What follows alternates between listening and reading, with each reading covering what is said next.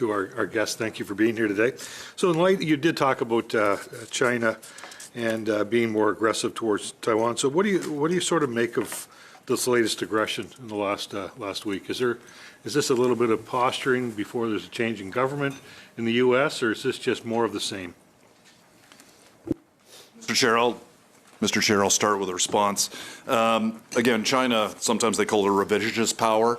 It is trying to change the world order, whereby perhaps big powers can do to smaller powers what they want, which is why the Canadian Armed Forces wants to be more present and why we have Operation Horizon that puts a lot more Canadian capability in that region to demonstrate that we're contributing to security, and then that's not the right way to make changes. So do you feel, given there's going to be a change in government in the U.S. in the new year, do you feel that that's going to change the relationship at all, or is this going to be more of the same? Mr. Chair, from my perspective anyways, we have an excellent relationship with the U.S. I, of course, wouldn't speak to the political changes, but from a officials to officials perspective, we have an excellent relationship. We held what's called the Permanent Joint Board of Defense recently. It's the 242nd time that board was held. Excellent relationship, obviously, because that's the way the U.S. system works. Many of those officials will change out post-20 January, but we, I could throw over to my Director of Staff colleague here, have excellent defense-to-defense relations. So I don't have concerns from that perspective. Do you feel that, as we look at what's going on over there, do you feel that North Korea is working with China as it comes to Taiwan? Is there, obviously there's lots of challenges when we deal with those types of countries, but do you feel like they're actively aiding China? What would your thoughts be in that?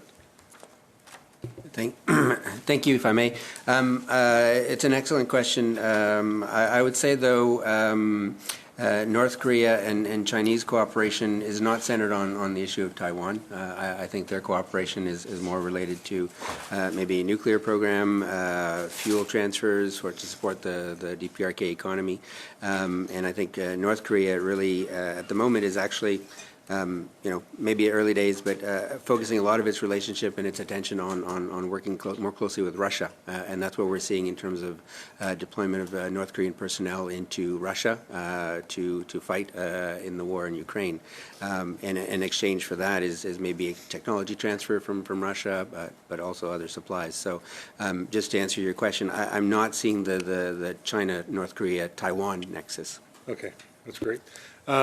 You talked about Syria just a little bit, and the fact that a number of troops and individuals fled to Russia. So, how do you see that playing out in the next weeks and months in terms of as you look into your crystal ball? I'm not sure my crystal ball is that that effective, sir.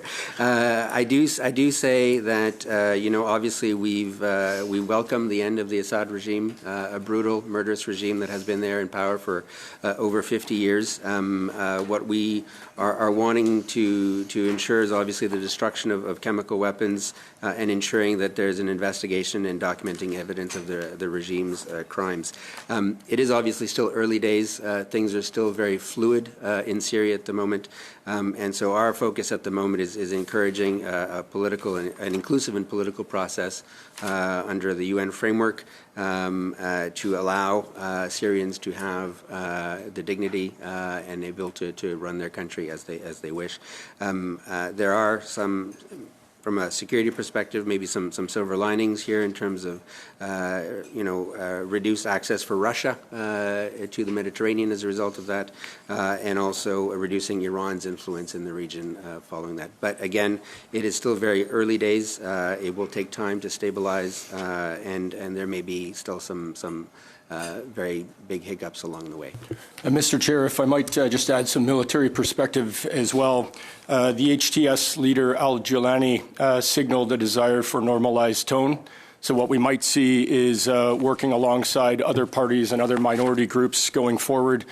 Israel has seized the opportunity to move into the Golan Heights in around observation posts to ensure that no Syrian threats enter Israel. And then additionally, what we've seen from Israel is targeting of the regime forces. So the Syrian Navy has been degraded. and 350 strikes have destroyed what we think is 70 to 80% of the former regime's capability. There specifically, we're talking about air and ground platforms, and we've also seen efforts from Israel and the West around securing the chemical and nerve stockpiles. How much time do you have, Jim? Well, okay, so then maybe one final question, which I'm sure needs a lot more explanation. Maybe we have with the people pick it up. But you talked about the North and the Arctic, and the concern and the climate change, the fact to be more accessible. I mean, there's just so much that needs to go into how do we defend the Arctic. So I mean, you know, this is less than a 60-second answer. What are some of the things that we need to start doing to be able to have a presence up there and start being able to defend the Arctic, so to speak? Yeah. Yeah, that's true. Yeah, thank you very much, Mr. Chair. So first off, we do have a significant presence in the Arctic with our Rangers alert in Ellesmere Island, 440 Squadron, and then Loyal Edmonton Regiment. But more importantly, we need to invest, as we have in the Northern Operational Support Hubs, which will provide responsiveness and agility to the North. Additionally, we're investing in expanding the capacity of the forward operating locations that allow us to surge more capability into the Arctic region to respond. In terms of domain awareness, Arctic over-the-horizon radar is in progress with our U.S. colleagues and integrated with NORAD headquarters out of Colorado Springs. Okay. Early on, General Smith, you talked about working with our allies. Is that NATO, or does it move beyond NATO and include places like Israel? Thank you for the question, Mr. Chair. So allies, absolutely. NATO, 31 others there as well. Indo-Pacific, Canada continues to make great strides under the Indo-Pacific strategy to build political relations and military connections. Israel remains a partner in the region. We do have a relationship with Israel militarily, although equally, as my colleague just said, under Op Impact, we're in Kuwait, we're in Lebanon, we're in Jordan, so we're very present. Sinai, I could go on. We are present in the region to produce stability, but Israel remains one partner. Thank you. Speaking of Op Impact, how does the situation in Syria, as it's evolving, affect our involvement there? Let me start, Mr. Chair, and then maybe others want to try to provide something else here. So we're monitoring the situation in Syria. Like, I think the world was surprised by what just happened. I think we all watched the news over the weekend and saw how quickly the regime fell. We are not in Syria. That being said, between forces we have in the surrounding area, we continue to track what's happening. And indeed, as was characterized, we have forces in the region. We are not making steps right now to put forces into Syria, nor are we being asked. Under Global Affairs Canada, we're watching what the situation is actually and to see how that progresses towards some type of stable long-term regime. And Mr. Chair, I might just add that we continue to watch the threat situation very carefully and make prudent adjustments for the force protection of our individuals, including their posture, their location, their travel, and their security. General Ritchie, you had mentioned the normalized tone from al-Jilani. Is this to be trusted?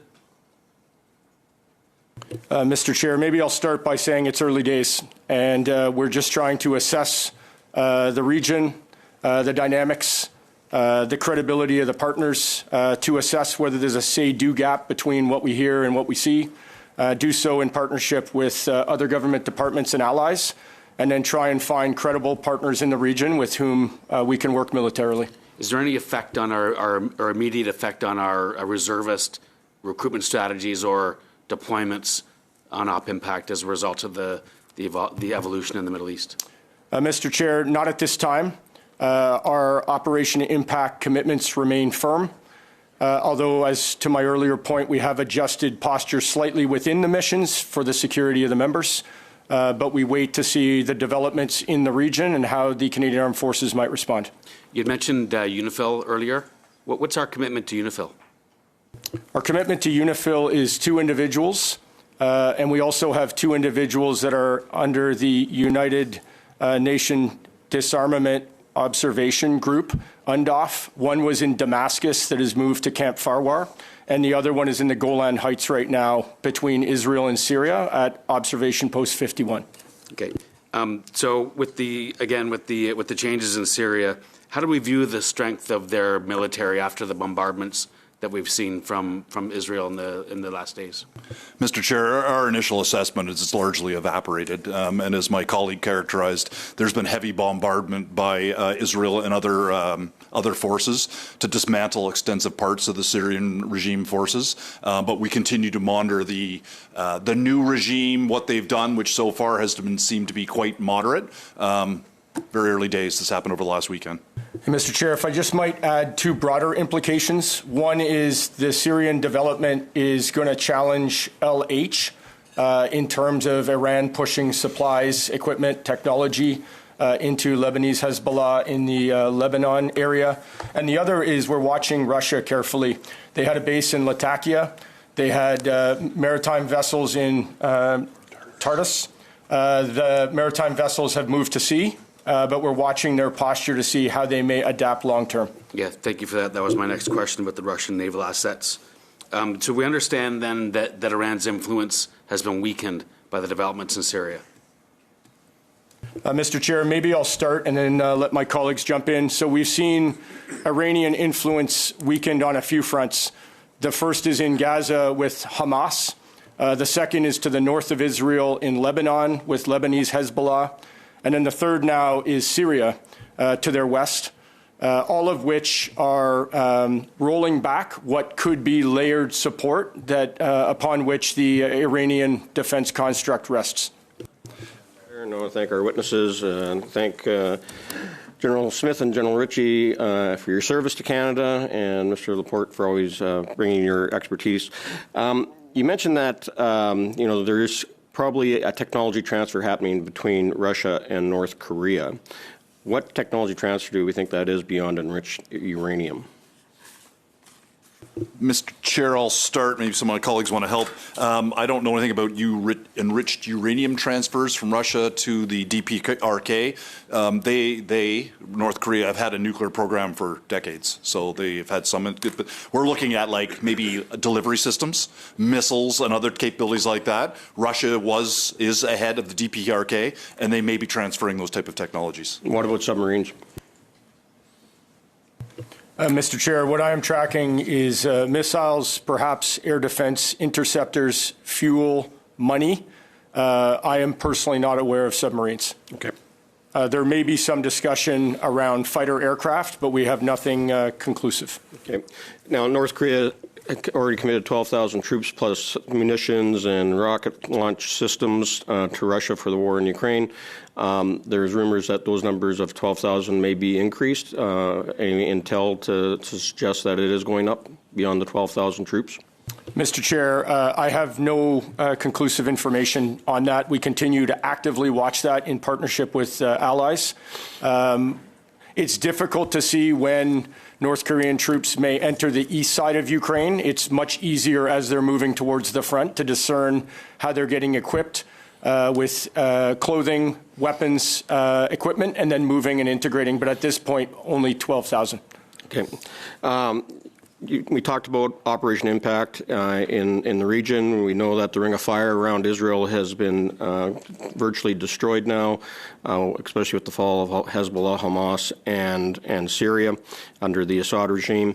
How is that going to change the posture of Iran in Iraq using Quds Force, the IRGC, and the Sunni or the Shia militia units that they have that they're backing in Iraq, and how does that potentially impact Canadian troops that are serving alongside our allies?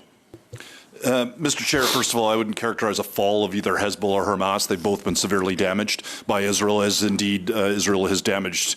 It's not my facts, but has been disclosed as heavily damaged the air defense system of Iran itself. Iraq remains having Iranian-aligned militia groups, and indeed we have Canadians under NMI, NATO Mission Iraq, inside in Baghdad. We're paying very close attention to their force protection, but more importantly, there is going to be a transfer of responsibilities from Operation Inherent Resolve, the U.S. mission, to NMI. We could see that being delayed potentially, but for now, that is they're all very carefully watching the force protection situation.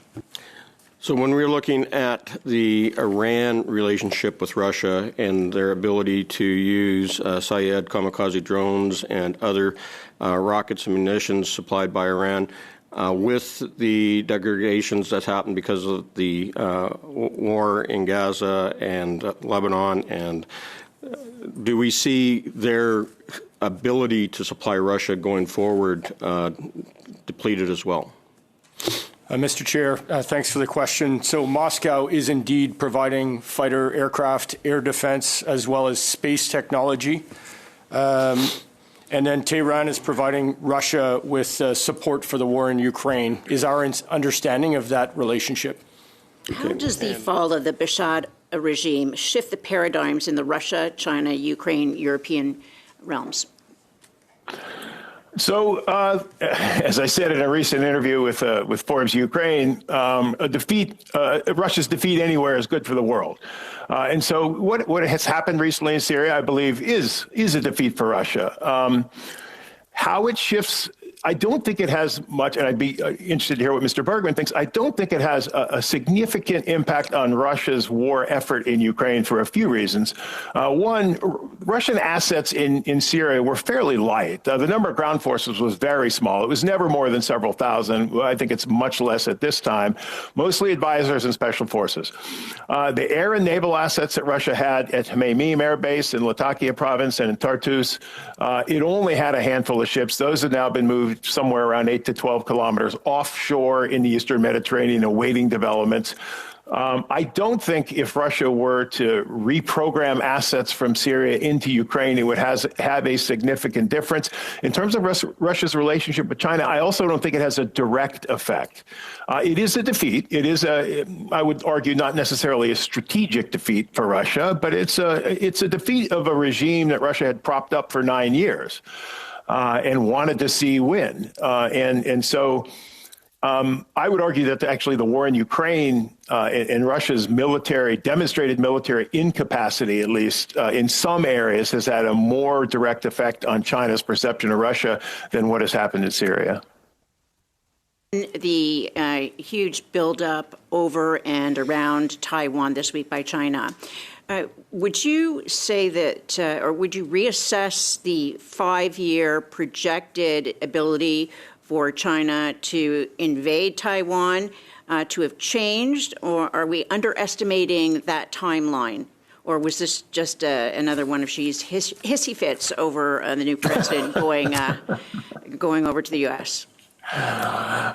It's a great question. I will preface this by saying I do not consider myself a China expert. I wrote a book on China-Russia relations and have done research over the past couple of years on that. But I do consider myself more of a Russia specialist. So the 2027 timeline we keep hearing about that Xi Jinping has given the People's Liberation Army is the date by which he wants the PLA to have the military capability to liberate Taiwan, to invade and occupy Taiwan by force. I don't necessarily think that means that the clock is ticking in 2027, it runs out. I do think it runs out that Xi Jinping sees himself in the same way Putin does as a historical figure, as an epochal figure, and therefore, by the end of Xi Jinping's tenure, I think his goal, and I think for him it's non-negotiable, is to have Taiwan reintegrated. Okay. How that happens diplomatically, economically, or militarily, I can't say. Okay, so you were in Montreal, and you witnessed the full court press of Ukrainian representatives pleading for an invitation to join NATO, recognizing that that would not be immediate. There are many standards that have to be met, but that was the best way to stand up to Putin. If that were to happen, and I know that there isn't consensus yet, how would, or what would the impact be in Ukraine? Would that change Putin's aggression, or would it stop the increased aggressions, the escalation? Yeah, my sense is that however the Ukraine war ends, and I think that unfortunately it's likely to end with Russian troops still occupying some portion of Ukrainian territory. But however it ends, The only way to prevent, and I listened into the first session, and this was also a theme, my sense is the only way to prevent Russia from restarting that war as soon as it's rebuilt its military capability to what it considers the required level is for Ukraine to have legally enforceable security guarantees, whether it's NATO membership or some consortium of countries, probably almost all NATO members, who give Ukraine legal binding security guarantees and say, if you are invaded again by the Russians, we will fight. Then the question becomes, how do you deter that invasion? Is a legal document, whether it's NATO's Article 5 or some other legal document, adequate, or do there have to be forces on the ground? Does there have to be a deterrent force from non-Ukrainian militaries present in Ukraine? I think the latter is far more likely to deter renewed aggression than binding security guarantees. But it also comes at much higher risk and then immediately, as we already have in 8 of frontline NATO states now where there are battle groups present, and immediately a Russian invasion of any of those countries or Ukraine, if there are forces on the ground, would put Western military forces in a state of war with the Russian Federation. Okay, so do you have any information on these reports that we're hearing of drones being dispatched from the Atlantic, over the Atlantic Ocean to New Jersey? Any clarity on that? What's going on there? Not from me. My knowledge of that is CNN deep. I keep hearing it's an Iranian mothership, and the U.S. Department of Defense has said, no, there's not. But again, I'm not an expert witness on that topic. The question I have was related to Syria and Russia potentially losing some military sites with the fall of that regime. I wonder if you can comment first, Mr. Hamilton, on that, and then Mr. Bergman. Sure. So Russia's 2 main military sites in Syria were the air base at Tamimim in Latakia province and the naval base at Tartus. Those are both very important for sort of status and prestige reasons for the Russian Federation in its own self-image as sort of a global power.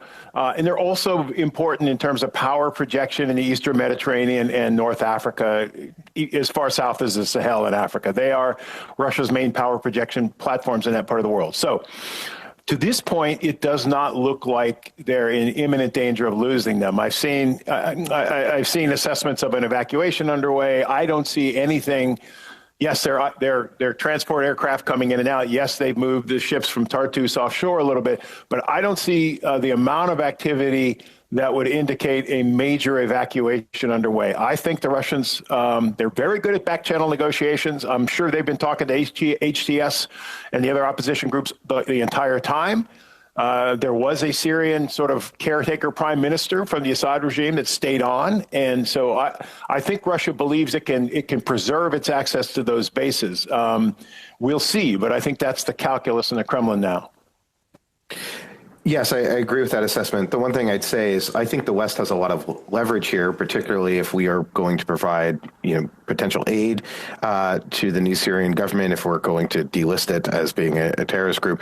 And the Russian influence here is simply that they have some military assets on the ground. The one other thing I would say is that this is a loss of prestige for Russia, but the maintenance of these military bases is both key for their destabilizing presence in Africa, but also for having diplomatic presence with Gulf states, with the Israelis. And the Israelis did not provide significant aid to Ukraine in the start of this war, in part because of Russia's presence. And the Gulf states have not been necessarily all that helpful when it comes to clamping down on Russia sanctions and other efforts. And they may be more accommodating should Russia be fully evicted from the region. Chances that Russia just redeploys those naval assets back into, to strengthen its forces against Ukraine? I don't think it can because it's a belligerent, and I think they're in the Mediterranean now. They would have to come through the Bosphorus, which means the Montreux Convention is operative. And my understanding is the Turks have been fairly scrupulous in not allowing countries that are belligerents in the war in Ukraine to enter the Bosphorus. But again, I caveat by saying I'm also not a Turkey expert. No, that's my understanding as well. What does if we go back to the Ukraine situation with Russia, What does that say with the U.S. commitment? If Trump does go ahead and does not provide more aid, what does that say about their commitment to the rest of Europe?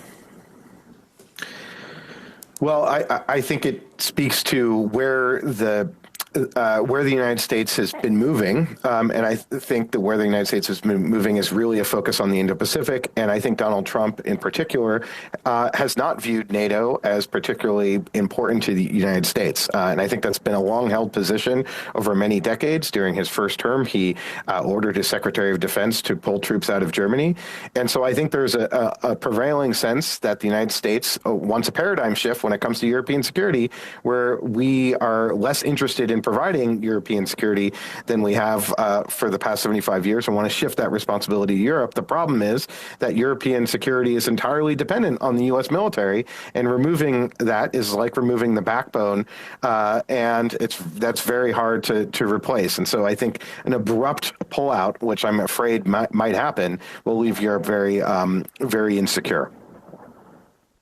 In your introduction, you talked about a lack of critical thinking in this country. Can you explain to me what you mean by that and how we can address it?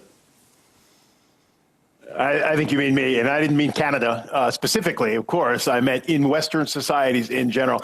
And I just meant that, look, Russia is extremely good. This is not your grandfather's Cold War ham-fisted Soviet propaganda that we're seeing in Western societies. This is there's a very good RAND Corporation report from 2016 called "The Fire Hose of Falsehood," and it talks about Russian misinformation, and it talks about sort of four characteristics. It's high volume, it's multi-channel, it has no commitment to consistency, and no commitment to objective truth.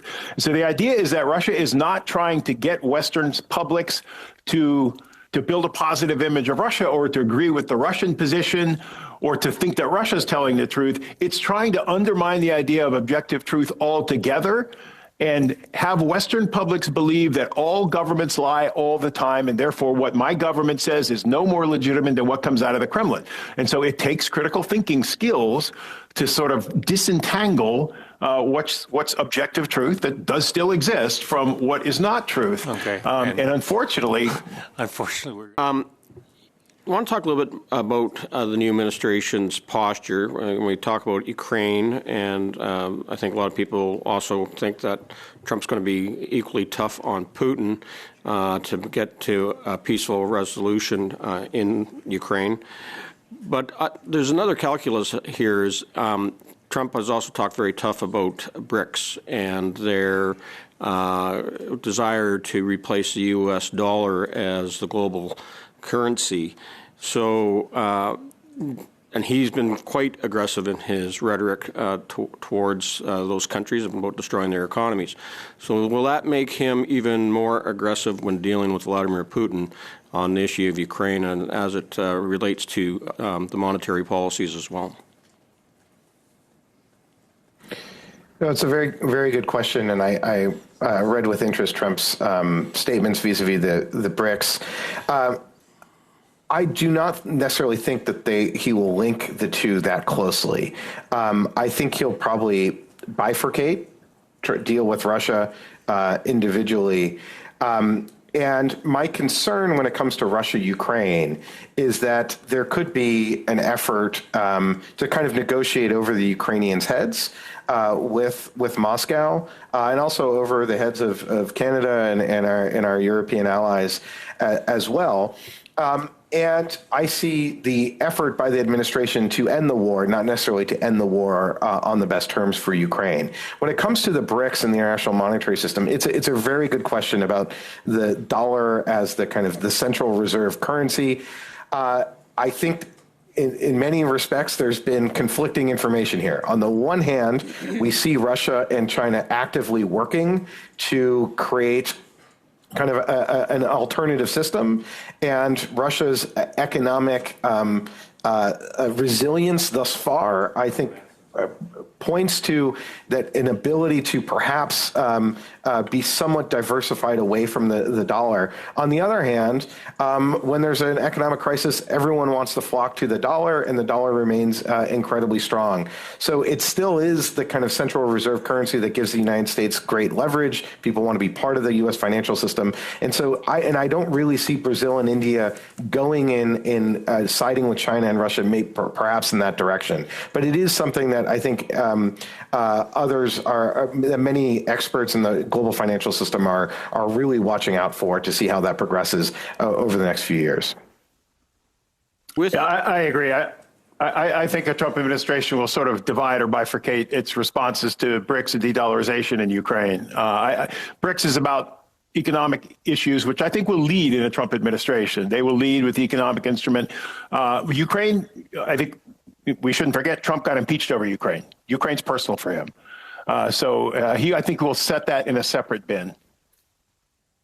I appreciate that. I just thought that with his tough rhetoric, that he might carry that through on Ukraine as well. And I was hoping that the meetings that he's had with Zelensky would strengthen Ukraine's hand in the potential negotiations on bringing about the end to the war. Just want to talk about Syria again, the fall of the Assad regime. We talk about the Tarsk port that the Russian Navy has been using. In Turkey's interest in Syria and collapsing the regime, will you think that they would be opposed to Russia continuing any operations in Syria?